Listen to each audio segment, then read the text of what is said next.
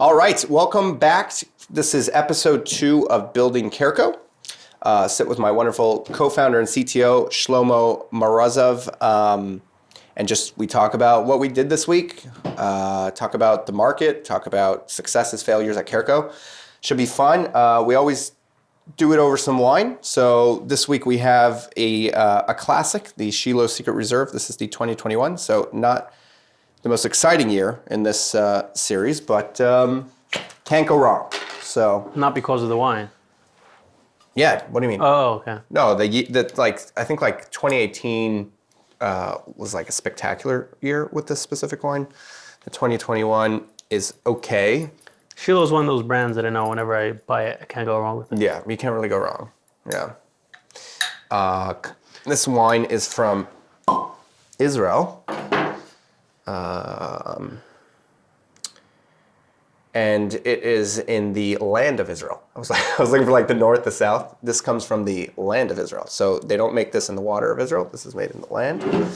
And it's good to know. Yeah, for those that are unaware, Israel is probably, I'd have to guess, the biggest exporter of kosher wines in the world.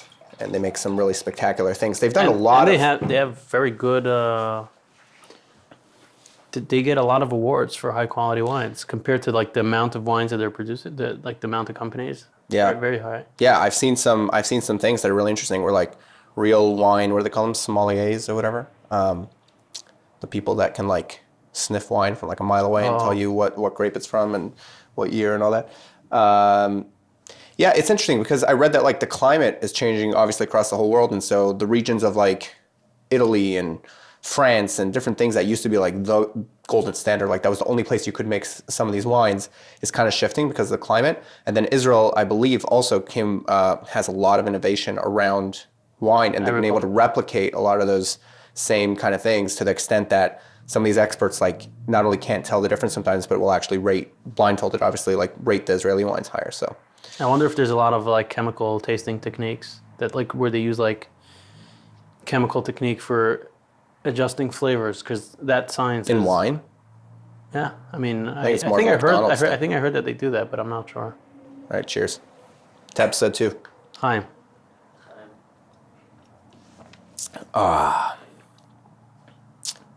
Yeah, a little light, but like you said, can't go wrong.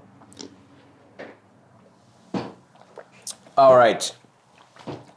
So, well, this week, I started telling you off camera that we said we should probably talk about this on the podcast, but this is the first time in my life that I can remember being this busy. And like on the one hand, that's obviously a good thing because I remember 6 years ago starting to build Perviva, and I remember having nothing to do, like nothing to do. I took over this company, brought everything in-house. So Perviva is a service-based care coordination company that I've been building over the last 5 years, and now everything's in-house. We've got like 30 or so care coordinators. We talk to 5,000 patients a month, but like 5-6 years ago, I had 1 or 2 people. They were just doing their thing. My only job was basically like sales, but sales in this space takes a very long time to build up. Like you got to build a pipeline, you got to build relationships. It takes a long time. And so you're taking like small actions that are important that kind of, but I literally had nothing to do. And I'll never forget this feeling. So you started a podcast. So I started a podcast. That was like 2 years later. I remember like just pacing around my office, just having nothing to do. And it killed me. It absolutely killed me. And it was even more difficult because I have like some incredible business mentors and I've heard a lot of wisdom around don't get distracted. We now practice this on a product level of not getting distracted with whatever clients think that they need. But in life, don't get distracted. Like so many people, and it's really interesting because when you start something, everything seems equally opportunistic. Right. Think about it, right? If you started, let's say, selling chocolate, which you guys do actually, tremendous, really, really good chocolates. If you started selling chocolates, but you just started, and you weren't doing it because you love chocolate, you were doing it to start a business, and then you looked next door at your neighbor and he was selling candles, and you're like, oh, candles, what's the value? Oh, wow, you could just take some wax, you put it in a thing, you melt it, you sell it. Wow, that's really interesting, let me try. Like everything looks equal, and so it's very easy when you're starting to get distracted. And it takes a lot of discipline to like buckle into something and just like be like, Yeah. even though I'm not doing, and I remember this being so difficult, where it was like, even though I'm not doing anything else right now, it is detrimental to me to do something else. It is like, I'm now tripping because I'm like going back in my head to this like feeling, but it was like, I know that it's better for me to be bored and do nothing rather than go start doing something else because I'm bored. Right. And so like, and then based on that, I also have this theory how like innovation comes from boredom, because when you're someone that needs to do stuff and you're bored, you're so uncomfortable that you just force yourself to come up with new ideas. That is to your point, that is exactly how the podcast came about. Yeah, That's signal. exactly what You happened. get signal when you don't have noise. Like when you don't have noise, you get a lot more room for signal. When there's a lot of noise, there's no room for signal. What do you for mean by high quality signal? Signal, anything positive, high quality. So there's signal to noise ratio. So the more noise you have, it's harder to get a high quality signal. Like that concept, I find also applies to me. Like when I moved from the city out here to more of a suburban area, at first I felt like this FOMO, like, oh my God, like it's a sense of missing out.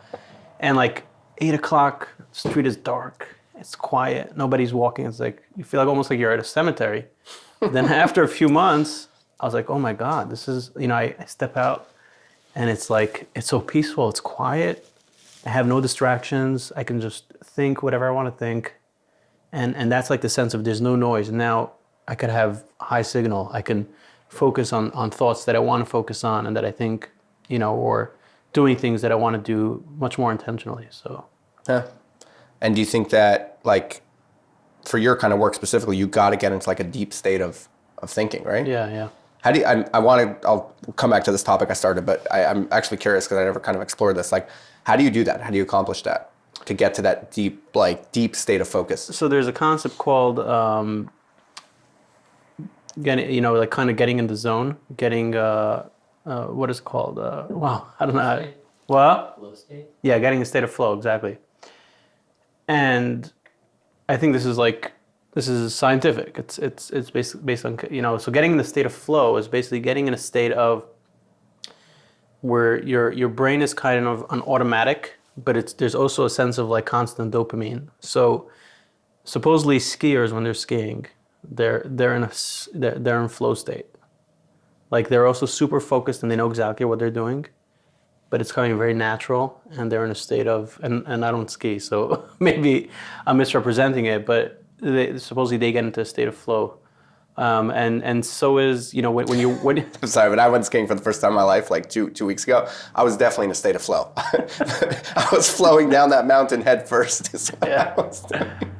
But So in working, like, when you're doing, like, when you're working on computer, when you're working on programs and stuff like that, when you're writing code, the most productive state is to get into a state where you're like focused and it's almost like you forget the sense of time. You could be there and then 4 hours later, you look at the clock and you're like, oh my God, it's 4 hours later. And you just had a great time. Yeah. And you had a great time and you were fully immersed and it was just natural. You didn't have to think, you didn't have to stop and think, okay, what's my next move? It just all happens. Like that's the state you want to get into. And what's the thing that you're doing? Is it thinking through a problem? Is it actual like engineering, programming, or it does not matter? I think for different people it's different. I think that there's guidelines for like how to get into flow state. Generally, it has to be something that's not too difficult for you, because otherwise you are going to have to stop. You are going to have to stop and try to think and kind of get stuck. So it's relative to the level of, of what your level on the thing that you're working on, but it has to be something that it has to be on a level that's not too difficult, but it's still challenging to some degree. I don't know if challenging is a requirement, but at least it could be challenging to some degree. Right. So yeah, once you get into that, that's incredible. Like I feel like even when I have time off, I need that. I need to sit down and write some code. I need to have that because it's good for my brain. It's good for my for my well-being. Wow, it's really interesting. But you're like whatever the opposite of ADD is, right? Like, do you ever have a problem focusing, or is that you do, or is it just like when a it's flip? something that I'm not feeling, when it's like a chore, and it's something that I'm not feeling, and it's not okay, just do it. Just click it, do it, get it done. Then it's like, yeah, then I do have like that. I mean, I don't know, that's not the characterization of ADD, but no. I do have like blockers. I get blocked. I'm like, okay, I'm not going to do it, or I'm going to fight myself to do it. So yeah, So and then I'm gonna try to distract myself because our mind plays games on us when we want to do something.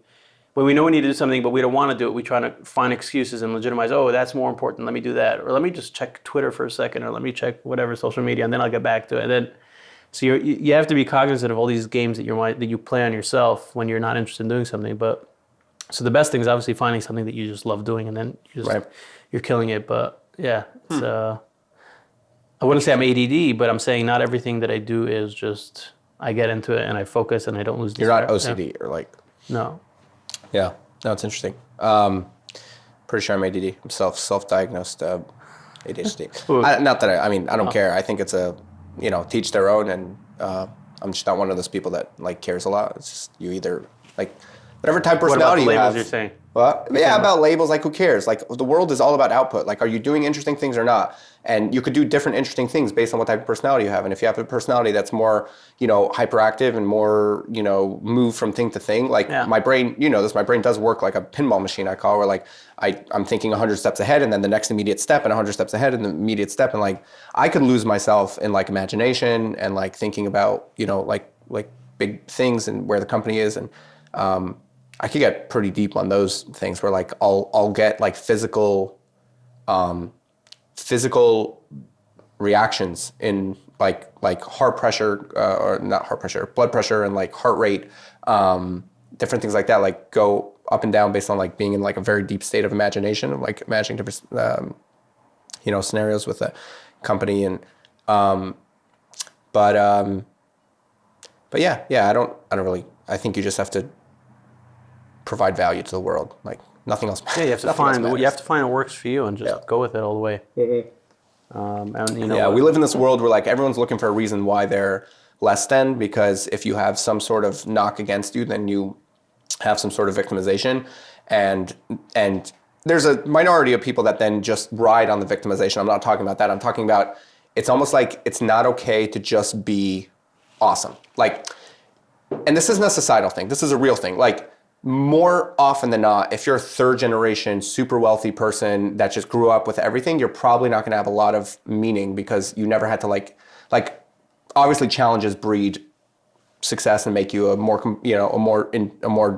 person with more depth and things like that. But then it's become more like, okay, so I have to prove that I have problems in order to be successful. It's like, I don't know, whatever. Just everyone should just do whatever works, like you said. Just try to do good things, Anyway, so I've been like every single second of my calendar has been, so I do half-hour blocks, and like every single one has been meetings the entire day from like 8:30 to 5:30.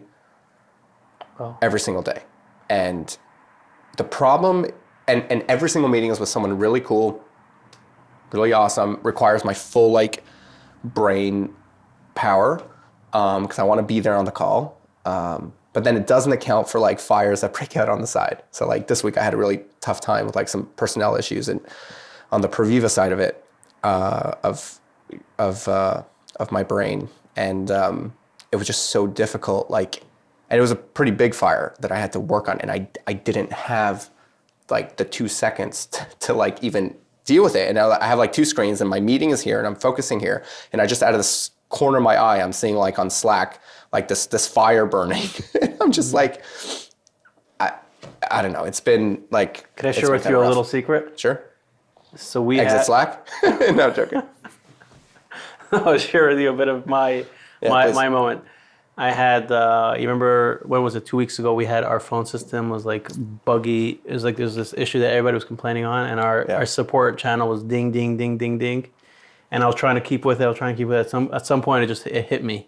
It just hit me, and I said, and I put it on mute on my phone and my computer, and I said, like the hell with it. I need some time. My mind needs some quiet. And I mean, obviously, did you go on a run? What'd you do?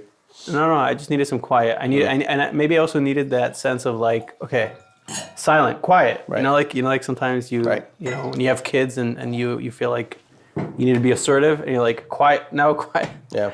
So, that was interesting. So, I mean, it didn't feel like the right thing to do because, like, we need to be responsible, and we try to keep a very high rate of response in our support. And obviously I knew that someone else was going to pick it up. So it wasn't like we totally dropped the ball, but Right. it was just a sense of like, I can't deal with this right now. Let me just give me some quiet. I just need some quiet, and then maybe I'll be able to get back to it. And I did 20 minutes later.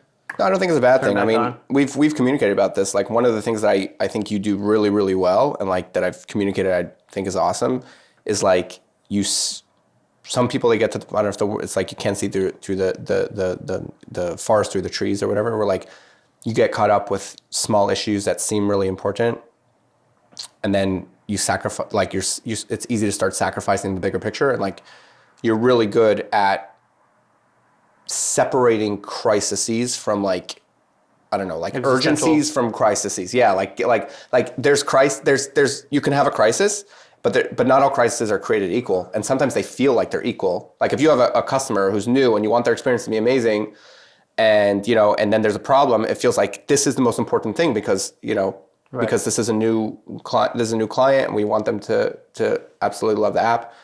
So I think like you do that really well. I think that's actually an example of that, where like you can say, yes, this is all super important. We got to fix these issues, but in order to do that, I need to do X.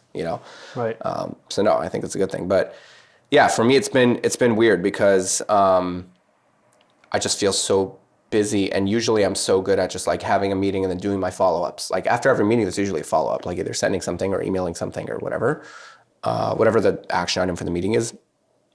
And I've literally like, I started keeping a pen. It's funny because like we're an AI tech company. We're like, we take notes and we do all that stuff, and I have AI notes and I have everything going on, but I keep a pen and paper next to me and I write down like tasks because I know I don't even have a second between meetings. I jump off 10:30, boom, into the next meeting. 11 o'clock, boom, into the next meeting. 11:30, boom, into the next meeting. So I like jot down, and then at the end of the day, I still have a list of like why a bunch don't of stuff. Why don't you take 5-minute breaks? Is putting 5-minute breaks in between gonna help it, or not really? Most of these things, like even these emails, require like a decent enough amount of brain power. So I need like so you're saying you need to unwind. You need some time to unwind in between. Maybe just create breaks between your blocks of time on your calendar. You can do that with most calendars. No, I could cut it down, but like I mean. I think you use cal.com. What do you use? I use cal.com. Yeah. I think they allow you to set breaks in between your slots, right? No, I could. I just, Maybe that's a solution. Or if not, at some point, you're just going to have to learn the most important thing. Meetings. Exactly. Just to say no. Yeah. It's hard. It's very hard. Yeah, it is very hard. Because as someone that's optimistic and, also social and wants every opportunity, it's hard to suddenly say no to something that seems great, right? Right. But you do get better at that. I told you. I did that today with a... You told me no. No, I didn't tell you no, but I said I had a meeting with someone that wanted to do something with CareCo, and super nice guy and really nice company, right. But it was just too far away from what we're doing. And It was very easy for me. Usually I try to make it work. I try to explore the opportunity. This was like very clear to me. I said, this sounds incredible. I'm sure we could help you technically, but it's just too far away from what we do. Forget about it being a distraction. It's just not even like relevant for us to Right. I think that's a little different because you didn't priorities. tell the guy, no, I'm not going to do the interview with you. I'm not going to spend time with you. Right. Essentially cutting off the relationship. You're just saying, as a customer that we're trying to please, we can't do your whole laundry list. We're going to do things that make sense for us long term, and for the rest of our customers. That's slightly different, but yeah. Yeah, but I do commend you on that.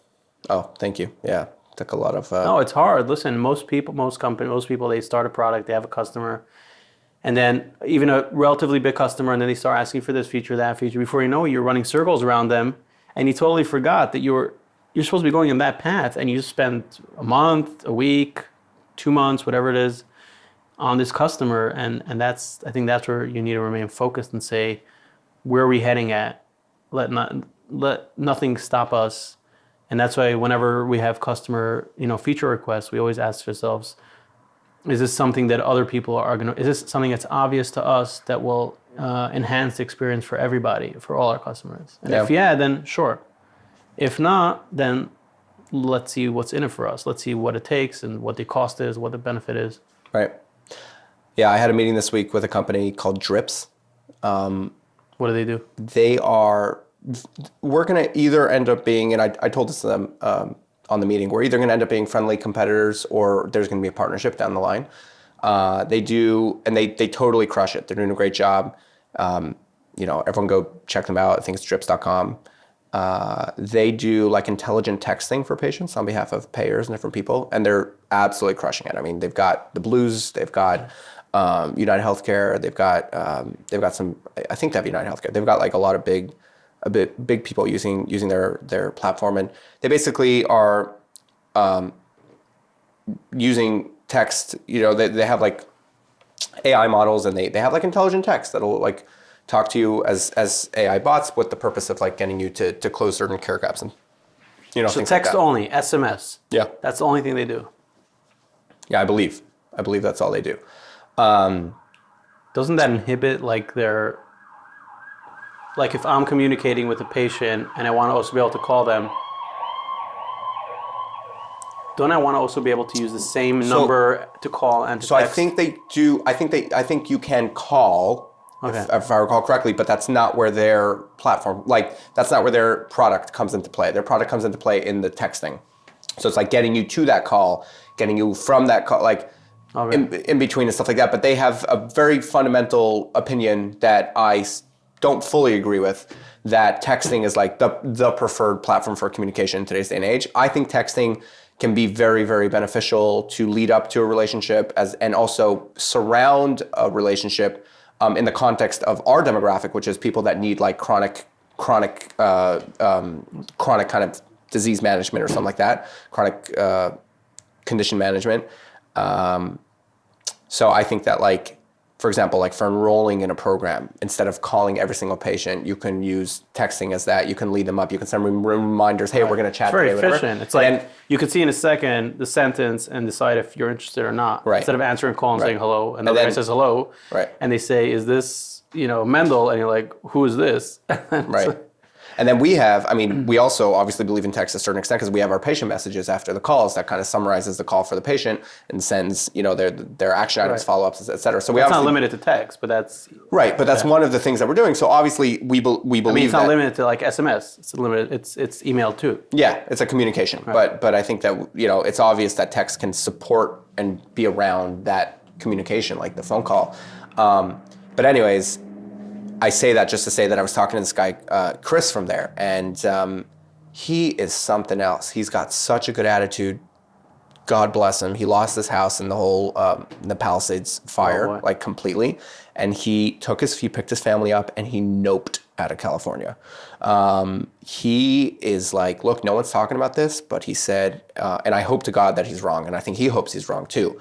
But he said, after the Twin Towers, everyone that was on that pile of ash was like dead within, a decade or whatever it is. And like, he's like, we just burnt thousands of acres and buildings, commercial buildings, homes, neighborhoods, schools, like everything, and all that stuff is up in the air, and people are just walking around like it's no problem. He's like, I'm not risking my kids' lives.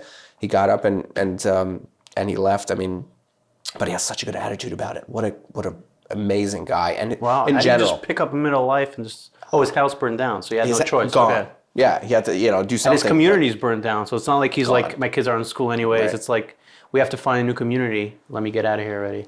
Yeah. It's still pretty bold. No, but his attitude is just like, I don't know. I was so impressed with him. He's also very open, very kind of similar to this mindset we're taking of like, just kind of like screw fear and we're just going to talk about everything. We're going to be open with everything. He had like not a bone of fear in his body. Like, we're technically close enough, like I said, that we could be friendly competitors or we could partner possibly. And he was just so open with what they're doing and how they're doing it. And if he was able to be helpful to me, he actually set me up some pretty cool meetings. And anyway, awesome guy. But my point is that, my long-winded point is that he said that the way that they kind of succeeded in building their company was just by saying no over and over and over and over again. And just saying, nope. We're doing this, So. And that's interesting because what you were saying before, like you start something and then you're looking over there, you're looking over there. And I think to some degree, the two sides of the coin, they both get stronger as you get deeper into something. Because as you get deeper into something, you're more familiar. There's also momentum. So obviously, naturally, there's a reason to stay with what you are, especially if it's working. But on the other hand, also, there's always the element of like the novelty. The grass is green on the other side. You see something fresh, you're like, and you're like, and you're like, what about that? What about that? And then Yeah, that's I think where it messes around with you, and that's where you have to remain focused and true. And remember that if you focus on one thing, if you believe in it, and it actually provides value, just double down on that. Yeah. It's a stupid bias. It's like, remember that bias you told me about? There's like that phenomenon with news where you'll see, and AI actually has a lot to do with this. And we could talk about maybe coding, because like you live in the world of you're a developer, you're an engineer, you know what coding is, and there's all this like hype about like AI, coding, copilots, autopilots, blah blah blah blah blah, and you know where I'm going with this. First of all, talk about the state of that, and then the piece I'm kind of referencing is that when you listen to, let's say, a podcast, or you listen to, we were talking about the All-in Pod, is what we were talking about. We could call them out. They call everyone out, we call them out. Right. You're listening to the All-in Pod, and you're like, when they're talking about all the hype about... When Chamath talks about like replacing, engineers, I start cringing. I'm like, that's not exactly how it works. It's not like, come on. He's a talented guy, but he's a little distant from the reality of the world, I think, in that sense. I mean, he is running a company now. 80 20 80 90 80 yeah, something like that. 90 80 something like that. 80 90 80 90. Pretty sure. I think there's 10% missing, but I think that's his point. His point is that we'll do 80-90%, and the 10% that you'll get from like a polished scale, a product at scale you don't need, because you're not trying to do this for production, you're trying to do it for your company. So he's like recreating these little tech tools, right? Makes sense. It's basically copying other tools, but saying, like I'll make what's Slack the common for denominator? you. What's like that point? What's that point that you cross that you're diminishing? You're a point of diminishing returns, where basically every dollar additional that you're putting in is returning less. Because basically you capture most of your clients, most of the use cases, by a small effort, by like 10%. And then everything else is just diminishing return. So that's what he's trying to do, I think. Right. 80% of the features at 90% cost reduction. That's why it's 80-90. 80% of the features for 90% of the cost reduction. Okay. But yeah, tell me about like talk about what he was saying, and you're listening to him, and what and you're like, that's not accurate. Yeah. So my take is that today, with the AI that we have today, if someone tells you AI can replace a software engineer, I think it kind of tells you the level that they're at. That who's at? The person talking, or the engineer? Or the person they're representing. Yeah, because if you're maintaining a system, if you're writing complex stuff, AI cannot do that. I mean, I tried so many things, and I was just spending time with AI. I'm giving it feedback, and it's just going in circles. And there are newer reasoning models that are better. I didn't try all of them, but they still have some limitation. And I could get a bit more technical. I was dealing with a database issue, and I'm not a database guru, but there was a problem, and it didn't make sense to me. But I was like, you know what? Probably I don't know. Let me talk to the LLM, and I'm sure with his knowledge and whatever, it's going to figure it out, because often it works that way. And it started giving me these weird things. I'm trying it, and I'm giving him back the error that the database code is, response is giving me back. And it's sending me this loop, and then I said, you know what, this is not working. After like an hour or half an hour, I don't know how much time it was. It felt like a long time. I was like, let me just try to figure this out myself. And I just sat down, and I was like, fundamentally, and I just tried to, thinking from first principles, why I made this happen. And I came up with some theory, and it seemed, and I tried it, and it worked. And I was like, you see, the LLM couldn't solve that. Maybe because I think LLMs are good in two areas: things that there's a lot of content about online, and another option of it getting good at something is if it understands the mechanics of something, which I don't think LLMs have the ability to do right now. They don't understand like physics. They don't understand math.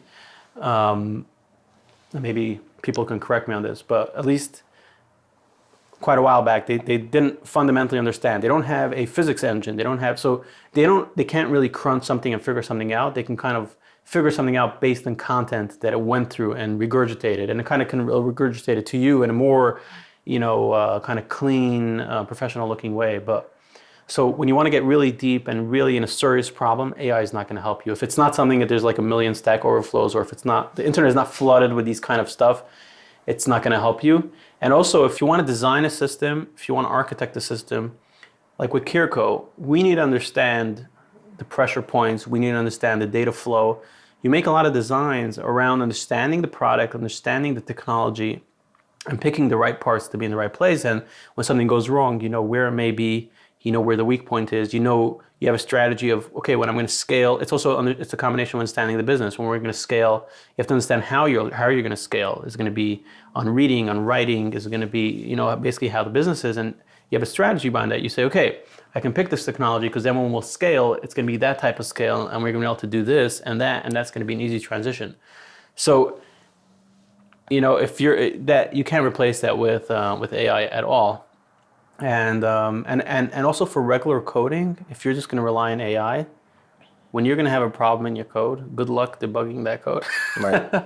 You know, good luck trying to figure out what happened, because if you wrote it, you know exactly where to find things. So I'm all for AI, and we use it extensively. Of course, yeah. We use it extensively. No, you know, even in writing code, we use it. Exactly. To be clear, you're also someone that has found a lot of success in augmenting your workflows. Yeah. I mean, I think you would be the first to say that the reason why we're able to be such a lean, mean team at CareCo is we've integrated AI at every single step. We are operating like probably a 20-person, if not 50-person team because of all these augmentations that we've done. 50 depends what kind of, but we're definitely, you know, getting a lot of efficiency from AI. And let me take the other side of this argument, is that some people, there's a tendency, and this is the optimistic side of AI. This is people undervaluing. So that was the side of people overhyping AI. And I agree if AI continues, if we extrapolate the trend that it's at, and it continues at that trend, you know, within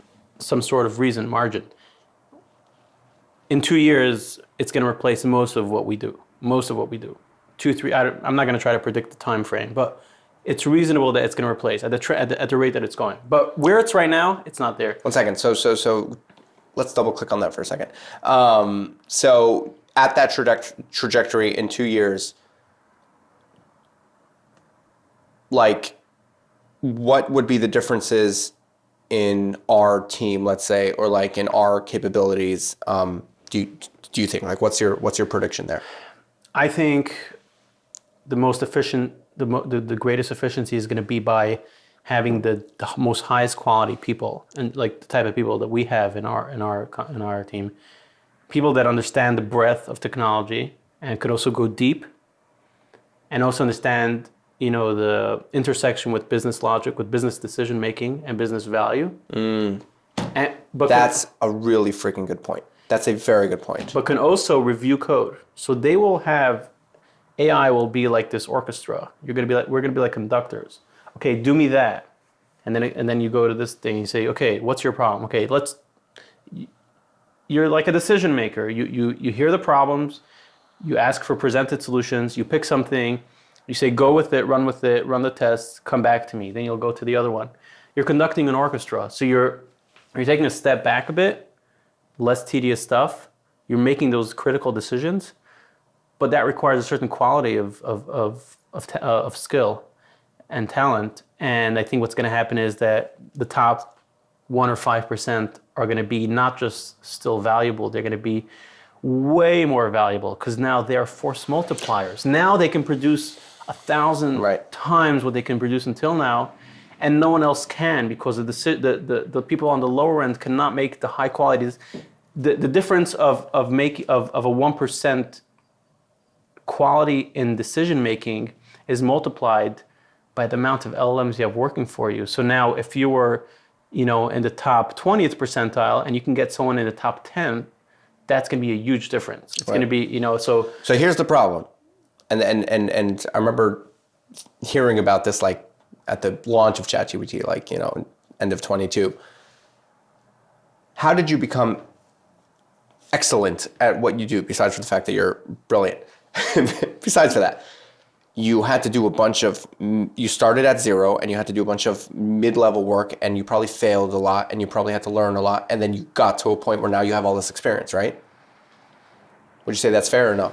Yeah, I mean, I'm still learning, and of course, but up until now, right? So here's the problem. The problem is that if AI can take over the first 90%, you stop getting experts. How do you get an expert Exactly. if it's basically you're a 0 or you're at a 1%? Exactly. That's a problem that I've been thinking a lot about is, so until now there was a concept of junior engineers, mid-level engineers, senior engineers, staff, whatever. You can name it however you want. 10x engineers and 1,000x engineers. Let's go.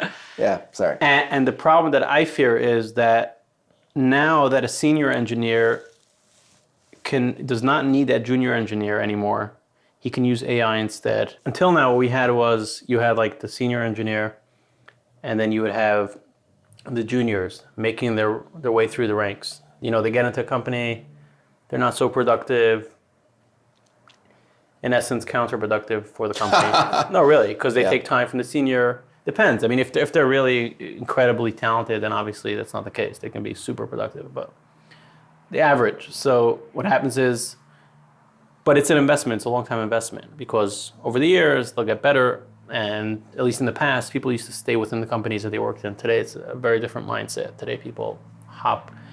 I mean in the last 10 years, but probably in the last 2 years, things have changed because the market has really tightened up and really hard to get jobs.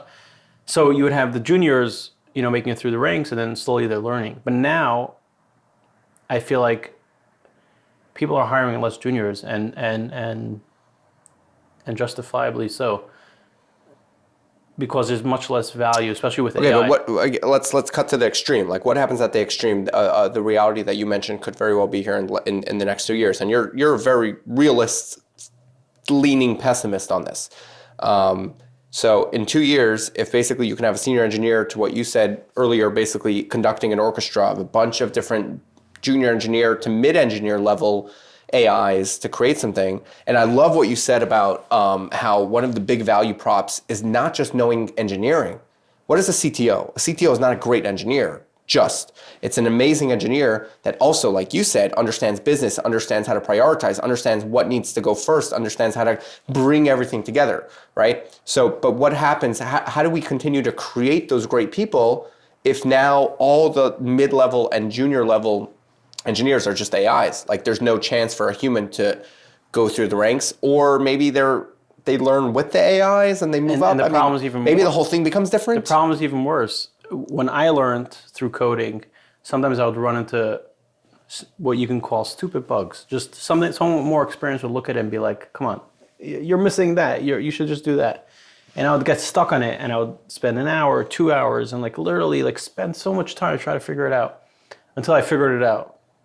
And it takes a certain type of person that's going to be persistent and like, you know, insist on figuring that out. And some people just give up at some point.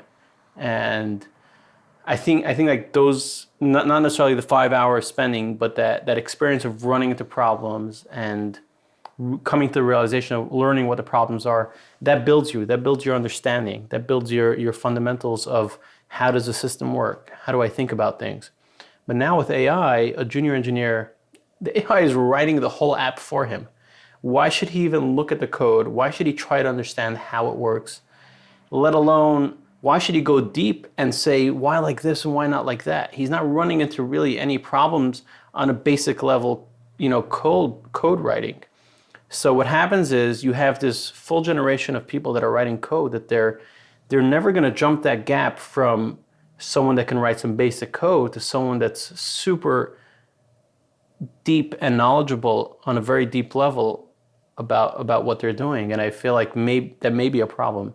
Maybe there's a counter to this perspective, but the way I see it is, to bridge that gap, you have to do the hard work. And if AI is doing all the heavy lifting for you, so all these entry level people that are entering into this area, they're never going to learn that. They're never going to build that knowledge, and they're never going to be able to make it to that level where they have a full, really comprehensive and deep knowledge of the system that they can be at that level. So we're going to end up having like this, you know, that effect where you're pulling like that, where you're pulling the gum or the elastic, whatever it's called, and that it's getting thinner and thinner. And on one hand, you have, you know, all the entry level, and the experienced people are getting farther and more scarce, and they're becoming more valuable. There's nothing to bridge the gap. Yeah, but hopefully I'm wrong. Well, look, I mean, I think the obvious flip side to the argument is that it's just a new way. It's a new tool. So it's kind of like thinking like, oh, what if maybe the whole dynamic, the whole underlying fundamentals about how to go about programming and how to go about engineering will change.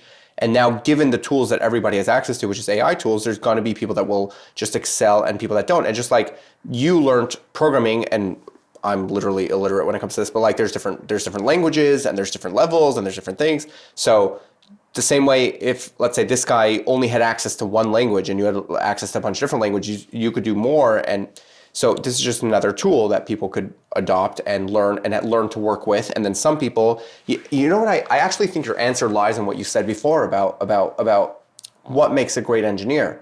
It's not just the engineering. It's a lot more than that. It's like a business sense, and it's a certain level of practicality, a certain level of pragmatism. There's an argument in like I don't know if it's an argument. The way I see it is like two arguments to what is like, they talk about the 10x engineer and some people say the 100x engineer, and people try to figure out what is that thing. What makes a 10x engineer, and what makes a CareCo engineer? Sorry, that's a different question. That's like a different league, but. Some people try to find the answer on the technical level. Lines of code, how much code can they write per day, per hour, per minute? What code editor are they using? Are they using Vim? Are they using Emacs? How fast are they writing code? What's their IQ? On a very technical level. But the best explanation that I've seen is that it's someone that's very, very skilled, obviously, very, very knowledgeable, proficient in what they do, exceptionally proficient. But that's like entry level. And that's just to get inside. Right. That's just, get in the door. Exactly. But what makes a difference is the decision making is, where am I going to spend my day? Where's the most impact? Is it spending my day on this? Is it spending my hour on this or spending my hour on that? And that's where you get 10x output. So if you look at it at output, at impact, the 10x engineer is about the person that understands the intersection of technology and business value and knows how to take a step back and say, okay, I know I'm really excited about this, but this is way more important. This can have a much bigger effect. Let me focus on that. So yeah, it's a balance. Yeah. And let me take the other side of the coding, of the AI coding thing. The underappreciated part of AI with software is that I think that a lot of people don't. One second, let me gather my thoughts for a second. Let's take a moment. Yeah, take your time. I was just trying to remember, put together my thoughts. I had a few ideas about this. I kind of want to hear about your whole DeepSeek week, which was the national week. Not to cut you off from your state of flow here, but maybe to move it along into DeepSeek. So DeepSeek came out. We did our podcast last Thursday night. DeepSeek came out the next day. No, it was already out for a day or two. But we tested it day one. We were already testing it on Thursday. Yeah. Within a day that it came out. Yeah. So now, what's that? January 20. Yeah. 10 days ago. 10 days ago. So we were testing it basically the next day. This week, it's been all the hype. I think at this point, like everything in life, it's been overhyped. But what are your thoughts? I mean, there's so many directions we can go with this. Right. My high level thoughts are amazing. Mm-hmm. Basically, who's the beneficiary? Who benefits from all this? Us, not just us, CareCo, an AI company that does not build models, not train models, that using inference mostly, but us, the people. The world. The world is getting, when you have competition on that level that's creating so much value, the winners are the consumers, the winners are the world. Yeah. That's how I see it. The best thing that happened to America is DeepSeek. I bought the dip on NVIDIA. So hey, let's go. Nice. So multiple dimensions. Are they up again? Well, I looked at it, but they haven't been up in forever. For some reason I was under the impression that they've been crazy up over they've been down for the last 6 months. No. What are you talking about? Last 6 months, they went up probably 20% last 6 months. They're now they're about surfacing. Now they're about where they were 6 months ago. Are you sure? Yeah. I pulled it up in Robinhood, and they seem to be there wasn't a very big NVIDIA. Look. NVIDIA, 1 day Do 6 months. down, week down, 1 month down, 3 months down, year to date down. Second, that's not their ticker. Oh, NVDA, yeah. Year to date, they're down. 1 year, they're up. Okay, I didn't use Robinhood. I used Yahoo Finance. Okay, so a year ago they went up $60, which is obviously a ton. They went up 100% basically in the last year. But in the last year, basically in the last 12 months, they've been down. They've been down. Do you have Wi-Fi here that I can use? Yeah, it's here. Oh, let me see. It's Wyoming. See it? I think it's showing that they're up like. Yeah, I think something's wrong with your 7% the past- something's wrong with your thing. What's the password? It's 458 Wyoming, all one word, all no uppercase. NVDA, right? I'm on Robinhood. What's their ticker? You want to take that off of the camera, the password? No, I don't care. If any of our If you viewers want to come here to use our Wi-Fi, you are welcome. just knock first, and we'll give you a coffee. NVIDIA. And a wine. I mean, look. Yeah, I know. I checked it. I did my research on this. 7% this past year. Something's wrong with Robinhood. I bought. I mean, Year to date, they're down $13. there's no way. 10% down. There's no way. No. Absolutely not. maybe what you bought of it. No, I have nothing of it. What was it? What was it? 4? Give me. I mean, I bought right when AI stuff started coming out, and I heard that NVIDIA had chips, and I'm up 180% on them. So there's Nice. no way they went down. And you bought less than a year ago? I bought. More than a No, year. it must have been more than a year ago. Okay, so more than a year ago, they're up 100%. No, NVIDIA. Like 13 months ago. NVIDIA, 6 months. Okay. Stop using Robinhood. Use Yahoo Finance. It's the same thing. It's a chart. How could it be wrong? I don't understand. Dude, I don't know. Use better tools. Just look at this. 6 months, NVIDIA. July, they were at 104. July of 24. Yeah. And then now they're at 124. They're up 20%. No, yeah. Yeah. They're about up 20%. What is yeah. up with Robinhood? I don't know. Don't use it. That's Don't know. very strange. You have 124.65. You're 3 months. I have Well, can you do I 6 have- months? I have 123.49. No, No, can I you have do 3 6 months months? and year to date. Well, I could go to year to about 6 months ago. No, but year to date is the beginning of this year. Oh, Second. yeah, you're looking Do at- 1 year, one full year. Oh, Hello. that's so stupid. Okay. So look at the middle of the year. I thought it would be like a year ago no. till now. Okay, we're definitely that cutting makes out a lot that more part sense. from the camera. Not at all. No, keep it. Okay, that makes a lot more sense. Yeah. I don't know. It turns out 3/4 of a bottle of wine in. I thought year to date is from a year ago. I'm like 12 months ago, nothing. 13 months ago, 100% up. You're looking at the R1 dip from before the dip. Yeah, exactly. Okay, so you bought NVIDIA. Cheers to you. Besides for that, well, you need more cheers juice. Yeah. Besides for that, yeah, I think the best thing that happened in America is DeepSeek. I mean, it put everybody on their toes, whether it's BS, whether it's not. I mean, it's not BS, right? I mean, you were pretty clear about that when I talked to you. I mean, it's not BS about what it does, but there is the element that they were distilling, probably OpenAI, which means that they had a shortcut, an unfair shortcut that American companies cannot have. Like Meta is not going to say, okay, Llama 4 is going to be, we're going to distill OpenAI, basically kind of train on OpenAI, even though it's against their terms of service. So it's an unfair advantage that China kind of has where they can Steal it's stuff. in the same category of stealing IP and get away with it. And the greatest thing is that I think it's in their constitution. and exactly. And yeah, exactly. It's like if you don't do it, you're weak and stupid. Right. And it's almost genius that they made it open source, because it's like if they wouldn't, the U.S. would say we're banning it, and we're And now we could get benefit from it.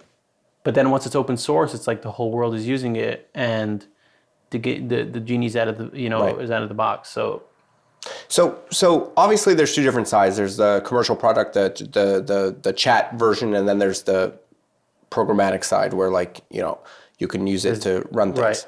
Right.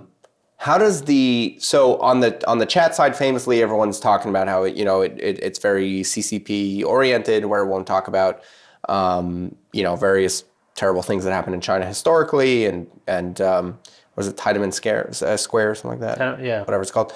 How does that affect the underlying model that you can then run locally? For example, different people are running it on their hardware. So, first of all, regarding like collecting data, I do not think that the model at all, if you download the LLM, the model, I do not think it has the ability to execute code that sends data elsewhere. I do not think that's possible. I'm not an expert in that field, but I'm pretty sure that's not possible. And in terms of the censorship, people claim that with slight fine tuning, you can get it back to basically a level playing field where all that censorship is kind of irrelevant. It's not non-existent. So yeah. It's also meaningless for like probably 90% of use cases if you're using it on an API level, like right. Right. So unless you're using it as a general chat, where some people claim that that's where they can slightly start contaminating, the minds and influencing. The same argument from TikTok, you can say that they can slightly get into the by altering answers. I mean, TikTok is different because it's a proactive feed that's been given to you to show you certain things. But think about TikTok is a big story right now. Chat by nature if everybody's is chatting, reactive, which means that I go to it to ask it something. Right. So let's TikTok, you open up and you scroll. That's what you do, right? So a good example I saw this week is, let's say TikTok is being banned, and let's say you're not using ChatGPT because you have DeepSeek, it's just as good and it's for free, and you're saying, tell me a bit about the TikTok ban, and then it starts ranting how TikTok ban is ridiculous, and they start, saying a lot of logical explanations. That's influence. I suppose. But you're saying that you could run it locally and you could basically get rid of all that. Yeah, but interestingly, who made it? The U.S. government. I don't know, some sort of department banned it, right? Military, yeah. Department of Defense. Department of Defense said that in any shape or form you cannot use DeepSeek, right? Yep. In any capacity. In any capacity, and I think when I read that, it kind of was comprehensive enough. It includes everything: the model, the model hosted by the company. But they said for security and ethical concerns. That sounds a lot more like ethical concerns, as in like we don't want to prop up a hostile to the U.S., which is China, and the fact that we're essentially rewarding them for distilling and stealing elements of OpenAI. I mean, that's the way I read it. Right. So the day so the first, like last Wednesday, when it was all hot, when it was all over the news, everybody was talking about it. I was like, oh my God, this is amazing. We got to hop on the bandwagon. We got to use this, because for us it means speed, faster, smarter, cheaper. So I think probably a lot of companies. I'm very interested to know what the charts in OpenAI and Anthropic look like the next 2-3 days after DeepSeek. I'm sure they saw a big dip in usage, and rightfully so. And it's going to come back up. What's interesting about AI is that people can, it's kind of it's you're not locked in. You can if you set up your infrastructure right, you can hop from one to the other. Right. So I was very curious. Like, not everyone has done that, by the way.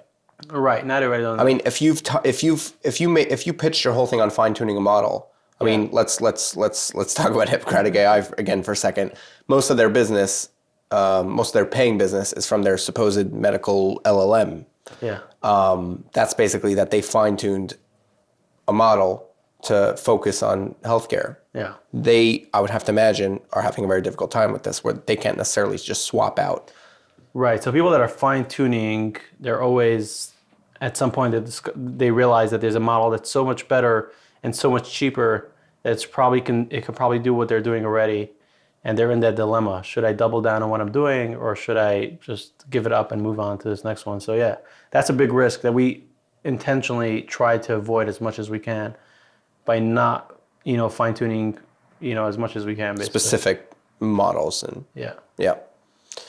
Yeah, it's interesting. But what's also exciting, I think, kind of coming back big picture, is that when we started this, I remember like when we started CareCo like 2 years ago, Sam... 2 years ago? 2 years ago.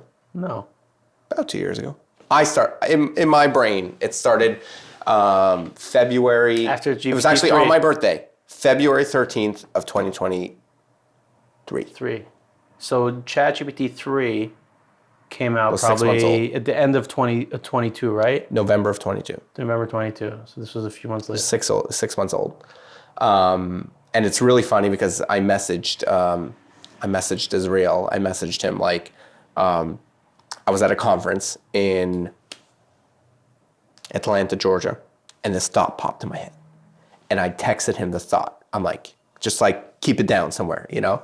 And I'm like, I texted him like a description of this idea. And so now I have it like saved, like February 13th, 2023 is when I came up with the idea, and then, you know, started whatever. Wow, which 2 years. we could get into yeah. It's almost 2. Yeah. Wow. Anyway, so Sam Altman basically talked about, and we've talked this a bunch of times since, how if you're building an AI company, if you're building it hoping that AI stays at where it is, you're going to fail. Meaning, if you are the type of product that you think, but if AI comes out with the next model that is exponentially better, it's going to wipe me out, you are going to fail. You have to build AI in a way that you not only expect it to get exponentially better, but need it to get exponentially better. Right. And that's one of the things I feel so good about with what we're building at CareCo, that like we are building it with the absolute like need for AI to just get exponentially better, exponentially smarter, exponentially faster, exponentially cheaper. You know, and so this kind of proves that this is the direction it's going, which is something that you've talked about, the whole DeepSeek thing. Yeah. So about the DeepSeek, when it came out, I was like, will the U.S. ban it? And then I realized the minute it was, I think it speaks to this administration that I don't think this administration would take that stance, because they would realize that if they ban it, they're giving an advantage to all other countries other than the U.S. So even though they would want to ban it, it doesn't make sense, and it's just not common sense. Yeah. Let's talk a little bit about the direction that we've taken with CareCo as far as investment. There's a company called Non-existent. We're really bootstrapping this thing, which is quite interesting, and I think it's the future, it's the present future of what companies are capable of, because we're operating as if, like we mentioned earlier, as if we're a massive team, which you could only get with tons of funding, but we're a very lean team because we're all A players in our field. And we operate at a very high level, and we augment ourselves, and doing things. Most importantly, we're having fun. We are.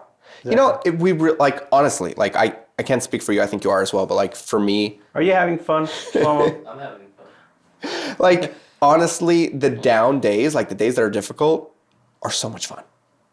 That's where like a day that's like, man, we talk about this often. There's a line from. I think we even mentioned this last week. Mark Andreessen. Yeah, where like there's two feelings. There's only two feelings. There's only two feelings. It's a binary. Euphoria. Terror. Terror. And so like on the terror days, it's still freaking fun. It's still fun. Like, yes, some days you feel like you're absolutely going to the moon. Some days you feel like, oh my gosh, what are we, are we gonna have a company the next day? But it's fun. It really is. It's incredible. It's like, even when we're successful and everything is going the right way, it's like you have those moments where it's like, are we going to succeed? Yeah. And it's like, on paper, everything is going in the right direction, but you have those moments where you're not sure. And it's, Yeah. But like big picture. So there's two elements to this. There's the element where like you're actually having fun, but then there's the other thing, which is, what's the alternative? And the alternative is not trying it. And that reality is so much more frightening and terrifying than Tell the me terror. More. What are you talking about? What's the alternative to failing? The alternative to failing at something or succeeding at something. So best case is you succeed. Yeah. Worst case of that is you fail. Yeah. But the worst case of failing is not trying in the first place. Right. And that reality of having an idea and not executing on it and not building it and never taking that shot is so incredibly scary that the fear and the terror that you experience in the ride, it's literally like when you're a little kid and you're in camp and you go on a roller coaster and you're scared to go on the roller coaster. And your friends convince you to go on the roller coaster and you want to go on you finally get on the roller coaster. And the drops are terrifying and the ups are exhilarating. And the drops are terrifying and the ups are exhilarating. And you get off that roller coaster. The terror that you felt on the drop is nothing compared to the it's not even terror, to the just extreme self-disappointment that you would have felt if you would have not gone on the ride.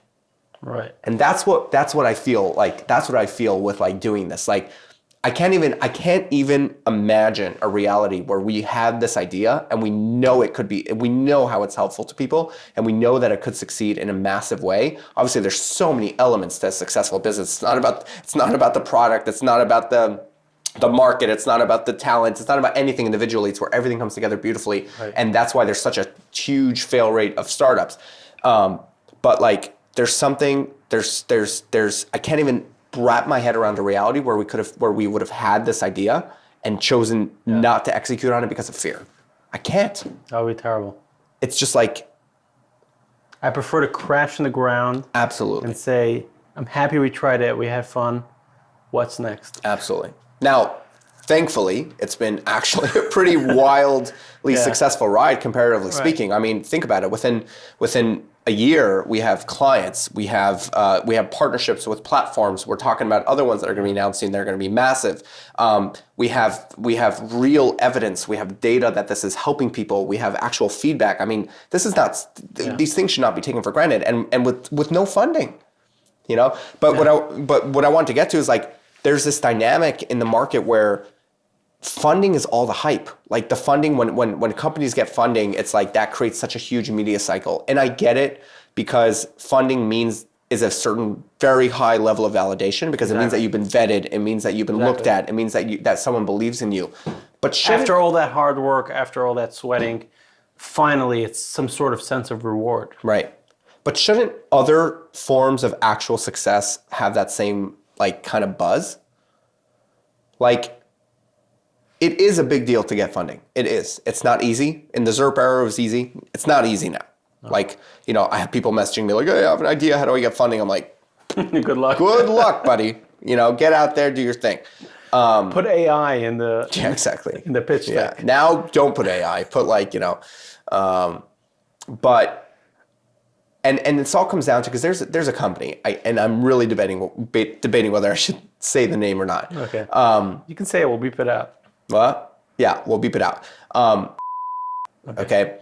Company that I saw got acquired, and I was like, wow, good for them. And they got acquired by, and I don't think we have to beep this part out because they acquire a lot of companies, but they got acquired by Commure. Commure. I don't know how to pronounce it, but and there was no information on the acquisition, but I looked at previous acquisitions, and this company had acquired companies for $150 million, a couple $100 million, whatever it is. And I was like, wow, good for these guys. And they're like somewhat in our space, like not really, but somewhat in our space. I was like, wow, this is so cool. Just another example of someone that succeeded. They crushed it. They were acquired, and there was news. There was headlines. Congratulations. Are you sure it wasn't an acqui-hire? What? Are you sure it wasn't an acqui-hire? What does that mean? Where basically they're just hiring for the talent and they don't care about the company or the intellectual property. So basically it was like, you know, there were headlines and there was hype about it, and it was like and the CEOs of both companies were proud to announce that we're being acquired by this company, and the other company were pleased to welcome this company. It was the whole thing, you know. And I ended up getting some of their high executives. Okay, I'm not going to say which departments, but some people high up in the company. I reached out to them and I booked some meetings with them, and I found out in very short order that the company was sold for parts. It completely imploded. The product wasn't really working. They raised like $100 million, like a ton of money, and they just couldn't sustain it. And they couldn't, you know, they kind of buckled under the pressure of funding, of raising so much money and the product not really working and not having really good product market fit, and it just crushed them. And they basically sold for parts.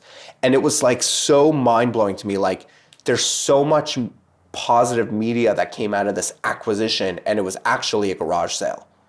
You know, it's probably so sad. Probably acquire. Acquire is not even, because they let everyone go. Like everyone got fired. So this for the IP? They have some basically. IP they thought that maybe we could park this, but they got it for nothing. They got it for pennies. You know, it was a total implosion. Sad, because if there's investors, that means they get they're on the pref stack.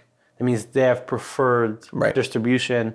That means the founder himself probably doesn't get anything in the end. Yep. That's really sad. Yeah, it is sad. It is sad. Don't But- raise money.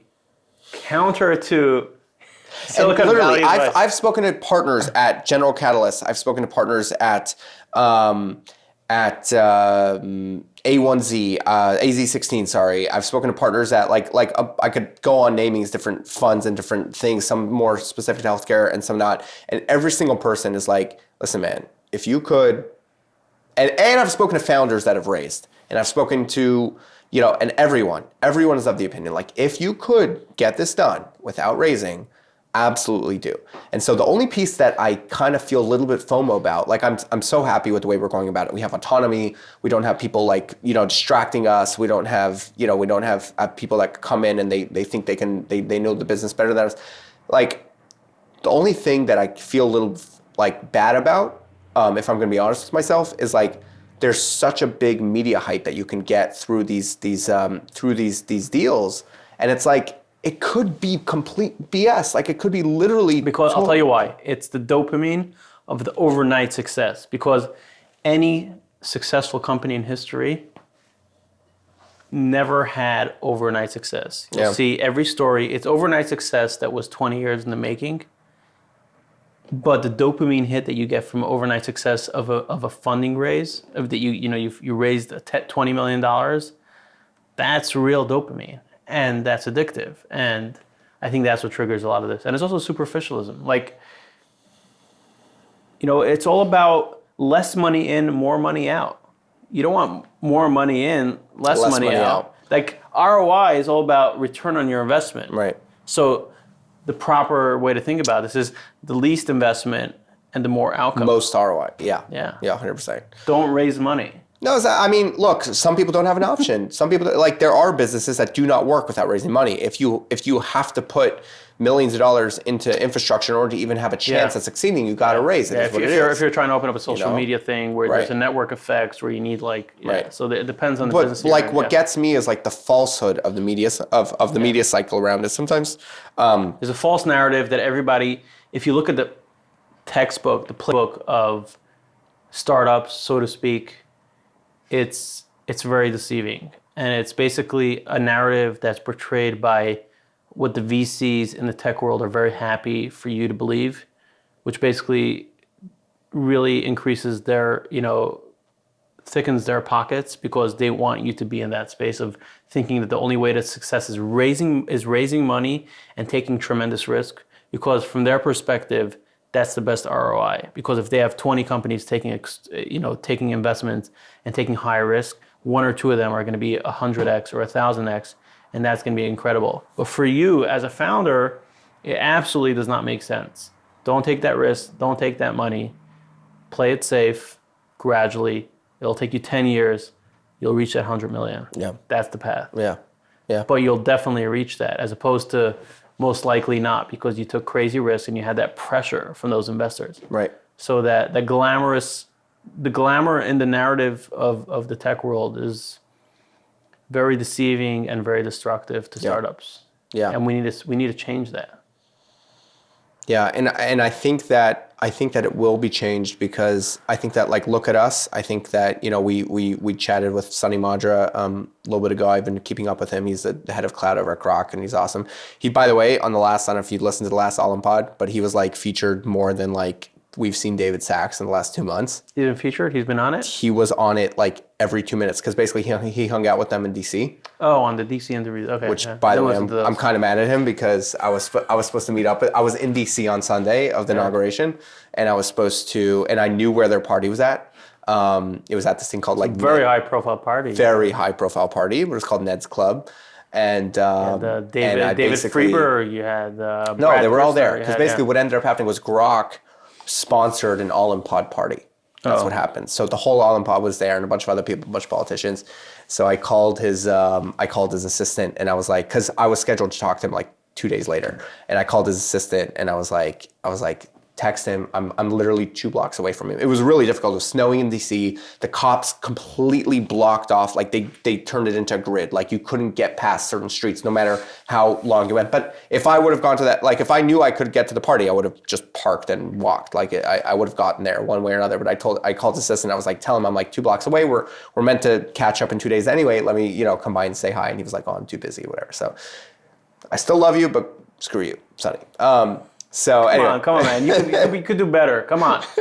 but he's awesome. In 10 years, you're going to cry about this, okay? Yeah, exactly, yeah. No, but he saw what we were doing and he was like, this is the future of startups. Like you guys are so lean and you're getting so much done. And I think that the AI augmentation that we do in every single step of what we're doing is a really big part of creating the possibility for startups to actually get to stardom without the funding. Because funding really goes to talent. That's what it goes to. If you can find the most exceptional people, right, and then get them on board, and then you have a very small, and then figure out some funding somehow. Obviously, every story is going to be different, but that's very different than saying like, okay, I have to hire 50 people in order to even have a chance here. Remain understaffed. Yeah. Don't take debt, i.e. don't take investments. Remain understaffed. Hire slow. Fire fast. Yep. Build amazing products. Have fun. Succeed. Involve your users.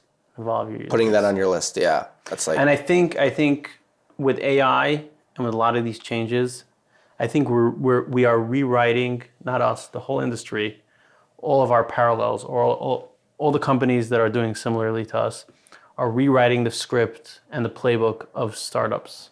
Yep. And if you're trying to start a startup, don't read the playbook of 10 years ago or 5 years ago. Read the playbook of today. Yeah. Lean, mean, with no investments. Yeah, as much as possible. Cheers, man. All right, here's to episode 2. That's it, we're done. Yeah, episode 2. Cheers.